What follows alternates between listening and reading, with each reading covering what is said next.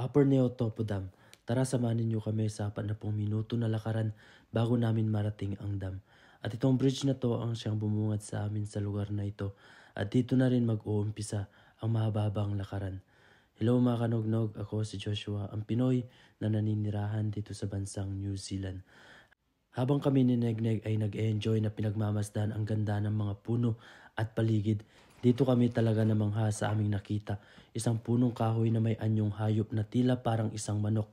Joke. Comment below kung anong klaseng hayop ito. Bawal ang tamang sagot.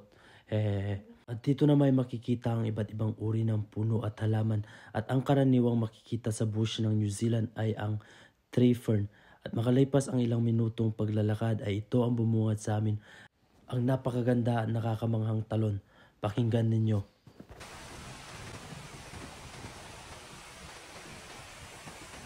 O diba nakaka-relax mga kanognog? At alam nyo ba na sa mga oras na ito ay naghihingalo na ang ating cellphone? Mabuti na lang at umabot pa tayo dito at nabidyuhan pa ang natatanging ganda ng aking asawa. Siyempre, ang ganda ng kalikasan at ang ganda ng New Zealand. At dahil tuluyan na ngang namatay ang ating cellphone mga kanognog, hindi na tuloy tayo tumuloy sa dam. Balik na lang siguro pag may time. Yun lang mga kanognog. Thank you for watching and please follow for more kwentong New Zealand.